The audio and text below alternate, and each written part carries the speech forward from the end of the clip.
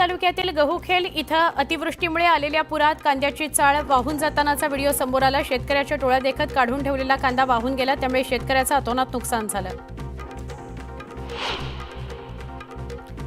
बीड जिल्ह्यात झालेल्या मुसळधार पावसामुळे बीड जिल्ह्यातील राक्षसवाडी इथल्या छोटं धरण फुटलं, त्यामुळे हजारो लिटर पाणी वाया गेलं। नागरिकांच्या घरासह शेतात पाणी शिरलं, मोठं नुकसान झालं।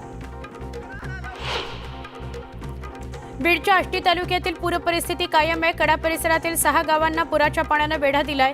पूर परिस्थितीमुळे एनडीआरएफ आणि भारतीय सैन्याला मदतीकरता बोलवण्यात आलं। कडा शहर पूर्णपणे पाण्याखाली गेलं, मोठ्या प्रमाणात नुकसान झालं।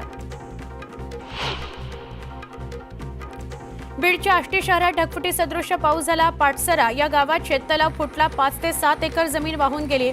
2 विहिरी, 4 बोरवेल आणि काढणीला आलेल्या सोयाबीन पिकाचं प्रचंड नुकसान झालं। तात्काळ पंचनामे करावेत, नुकसान भरपाई द्यावी अशी मागणी शेतकऱ्यांनी केली आहे।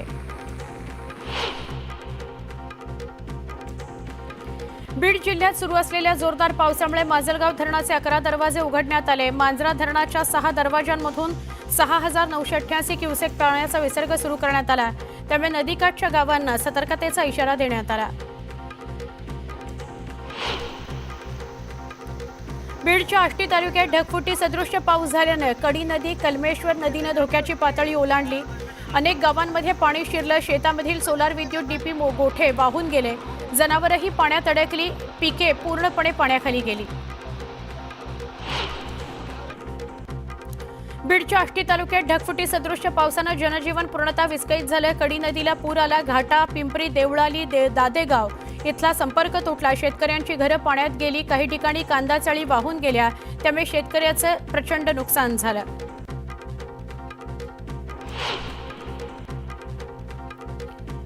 अहिल्यानगरच्या पाथर्डी तालुक्यामध्ये जोरदार ढगफुटी झाली, ज्यामुळे जनजीवन मोठ्या प्रमाणात विस्कळीत झालं। अनेक ठिकाणी घरांमध्ये पाणी शिरलं, नागरिकांना झाडांवर किंवा उंच ठिकाणी आसरा घ्यावा लागला। पाण्याच्या प्रचंड प्रवाहात अनेक जनावरं वाहून गेली। अहिल्यानगर जिल्ह्यातली शेवगाव आणि पाथर्डी तालुक्यात पूरस्थिती निर्माण झाली। पागोरी पिंपळगावातील सुसरे, आखेगाव या नद्यांना पूर आला, त्यामुळे अनेक दुकानांसह हॉटेलमध्ये पाणी शिरलं।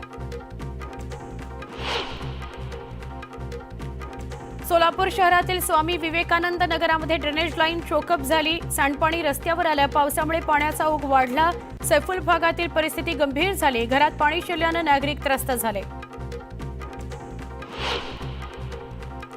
सोलापूरच्या बार्शी तालुक्यात 2 दिवसांपासून पावसाने धुमाकूळ घातला। बार्शी तालुक्यात सुरू असणाऱ्या मुसळधार पावसामुळे चांदणी नदी परिसरात पूरसदृश्य परिस्थिती निर्माण झाली।